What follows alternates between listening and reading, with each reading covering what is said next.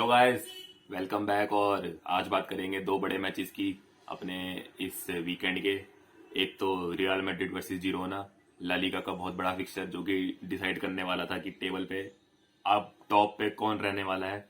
और एक और टेबल की टॉप की पोजीशन जीतने के लिए मैच जो कि था बुंडेसलीगा का, बायर्न म्यूनिक वर्सेस बायर लीवरक्यूसन। और ये वाला मैच भी बहुत बढ़िया मैच था, तो दोनों मैचेस की बात करेंगे इसी ऑर्डर में। और सबसे पहले बात करते हैं रियल मैड्रिड के मैच की, जो कि रियल मैड्रिड ने बहुत ही कंफर्टेबली जीत लिया 4-0 की स्कोर लाइन से। और ऐसा लगा ही नहीं कि रियल मैड्रिड के लिए कि भाई कोई बहुत मुश्किल मैच होने वाला है ये।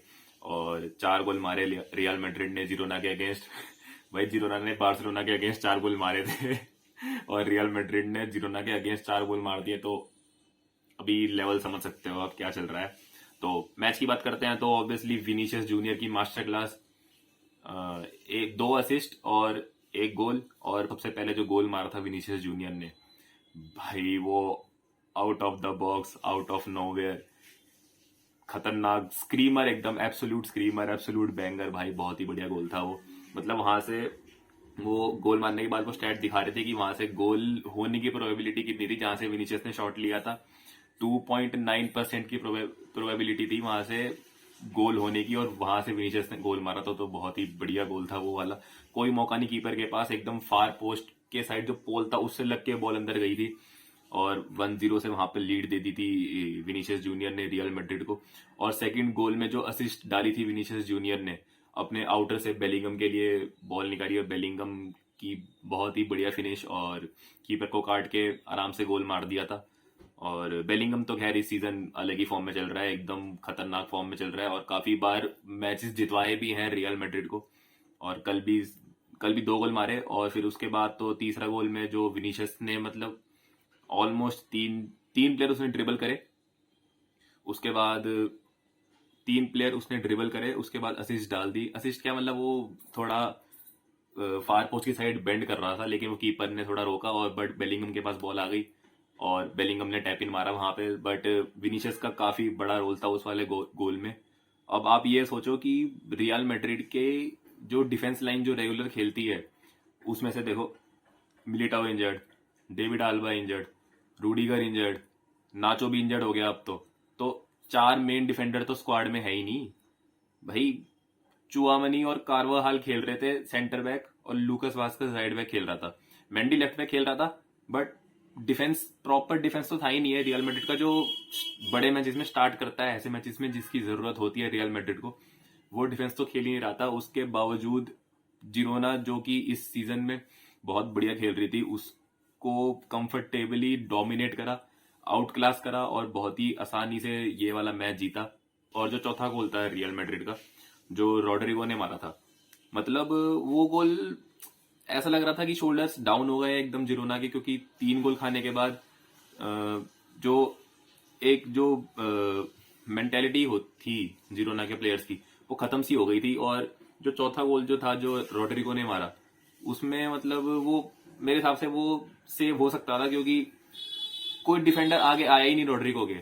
रॉड्रिगो आराम से बॉल भगाते हुए लेकर गया है, आराम से उसको शॉट मारने का रूम दिया है, और उसने बढ़िया फिनिश करी है वहां पे। अब तुम प्लेयर को मौका दोगे गोल मारने का तो वो तो मारेगा ही ना भाई। तो 4-0 हो गया। उसके बाद फिर मैंने आगे का मैच देखा नहीं, उसके बाद मैंने बायर लीवरक्यूसन का मैच लगा लिया था।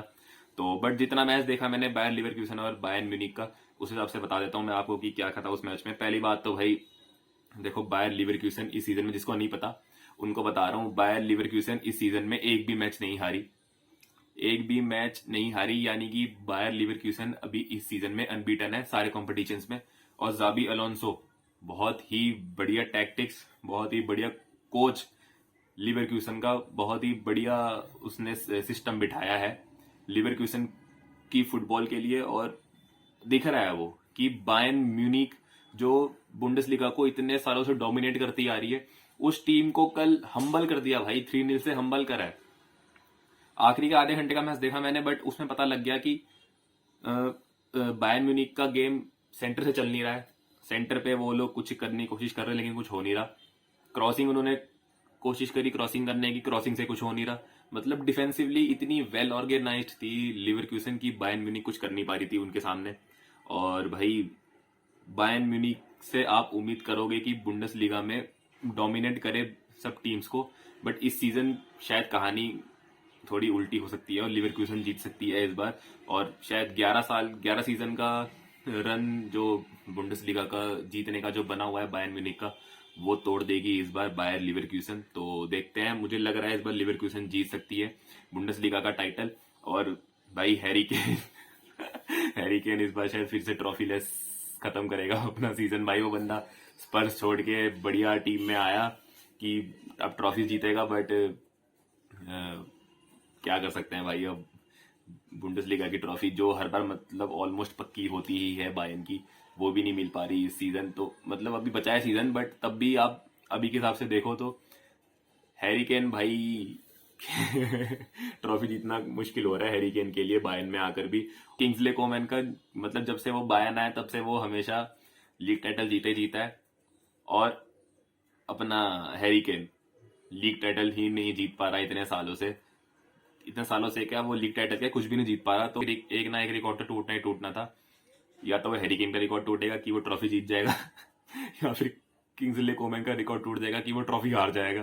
तो देखते हैं भाई किसका रिकॉर्ड टूटता है। और भाई बायर लीवरक्यूसन के जो गोल्स हुए, मतलब बायर लीवरक्यूसन का जो काउंटर अटैकिंग फुटबॉल था वो बहुत ही बढ़िया था। और ऐसा पैनिक हो रहा था क्रिएट बायर्न म्यूनिख के डिफेंस में कि वो समझ में नहीं आ रहा उन्हें करना क्या है भाई, कैसे डिफेंस करना है। वो एकदम हक्का बक्के हो रहे थे कि जैसे वो लोग बॉल लेके आगे आ रहे थे और इतने बढ़िया तरीके से वो ऑप्शन निकाल रहे थे लीवरक्यूसन वाले, और बायर्न वाले बस देख रहे हैं कि भाई ये कहां से निकल रही है बॉल, समझ में नहीं आ रहा कहां से निकल रही है।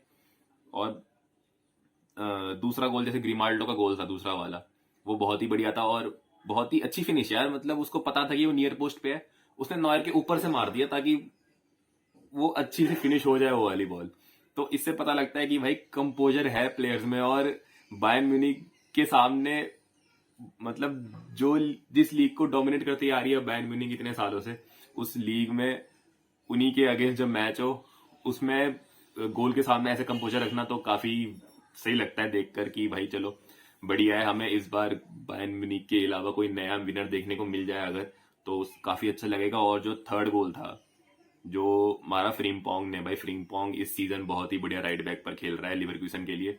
और मेरे को ऐसा लग रहा है कि वो, आप लोग कमेंट से बताना, देखो मैं ये मेरी तरफ से मतलब मुझे ऐसा लगता है कि जो हो रहा है वो मैं बता रहा हूँ, आप लोग कमेंट से बताना कि आप लोग इससे अग्री करते हो या नहीं करते। फ्रिम्पोंग इस सीजन काइल वॉकर से बेटर है मुझे ऐसा लग रहा है भाई, काइल वॉकर से थोड़ा बेटर खेल रहा है फ्रिम्पोंग। और जो कल थर्ड गोल मारा है भाई, जब नॉयर आगे आ गया था, जब कॉर्नर था बायर्न म्यूनिख का, तो ऑब्वियसली जब 2-0 से हार रही थी बायर्न म्यूनिख, आखिरी के 5 मिनट बचे थे, 5 या 4 मिनट बचे थे, तब नॉयर आगे आ गया था, कॉर्नर था बायर्न म्यूनिख का, बॉल आगे आई और फ्रिम्पोंग जैसे कि काफी तेज भागता है, अपनी स्पीड का यूज करा और बॉल भगाते लेकर के ड्रिबल भी करा एक डिफेंडर को उनके, और दूर से फिनिश कर दी भाई, वहीं पे गेम किल कर दिया। गेम ओवर, बायर लीवरक्यूसन 3 पॉइंट्स के साथ जीत गई ये वाला मैच। और 55 पॉइंट्स हैं अभी बायर लीवरक्यूसन के शायद, और 50 पॉइंट्स है बायर्न म्यूनिख के, क्योंकि 2 पॉइंट आगे थी दोनों लीग्स में वैसे यही था, ला लीगा में भी और बुंडेसलीगा में भी, कि रियल मैड्रिड 2 पॉइंट से आगे है सेकंड प्लेस टीम से, और बुंडेसलीगा में बायर लीवरक्यूसन आगे है बायर्न म्यूनिख से 2 पॉइंट की लीड से। तो दोनों टीम्स अब अपनी अपनी लीग में फर्स्ट पोजीशन पर है सेकंड प्लेस टीम से 5 पॉइंट की लीड के साथ।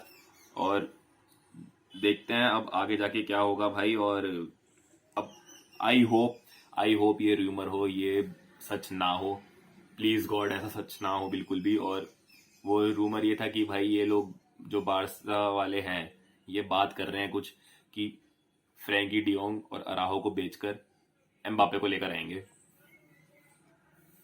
बट बार्सा का जो डायरेक्टर था डेको, मतलब है जो, उसने ये कहा था कि नहीं नहीं इन प्लेयर्स को हम नहीं बेचेंगे और हम एम्बापे को नहीं खरीदेंगे। भाई पहली बात तो देखो, कमेंट करने से पहले ठीक है भाई, पैसा नहीं है बार्सा के पास, मुझे पता है, कमेंट्स करके मत बताना, बट अगर ऐसा कुछ हो जाए गलती से, जस्ट इन केस मैं बता रहा हूँ कि अगर आप फ्रैंकी डियोंग और अराहो को बेच रहे हो और सर्जी रोबर्टो को 1 साल का कॉन्ट्रैक्ट और दे रहे हो, बहुत ही मेजर एल है भाई, मेजर एल है ये कि तुम भाई फ्रैंकी डियोंग और अराहो जो बैच के लिए खेल रहे हैं, सच बता रहा हूँ, वो बैच के लिए खेलते हैं, मर रहे होते हैं फील्ड पे दोनों के दोनों।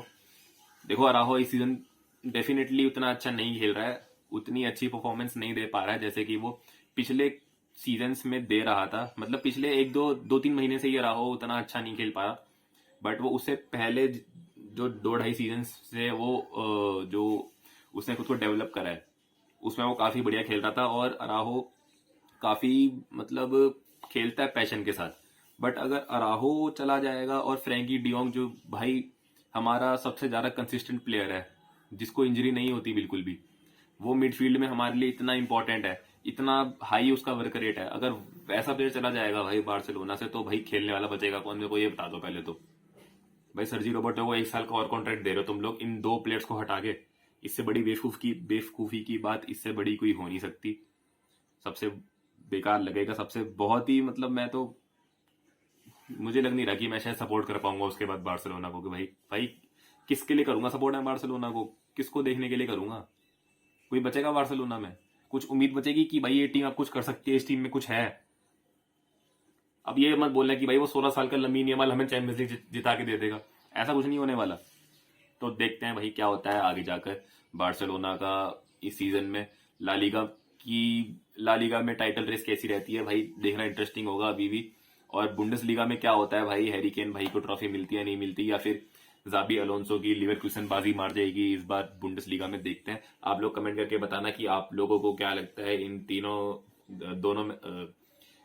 इन दोनों मैचेस के बारे में और बार्सिलोना की जो न्यूज आई है इसके बारे में। मैं आपसे मिलता हूँ नेक्स्ट वीडियो में, और नेक्स्ट वीडियो शायद बार्सिलोना के मैच की होगी क्योंकि आज बार्सिलोना का मैच है।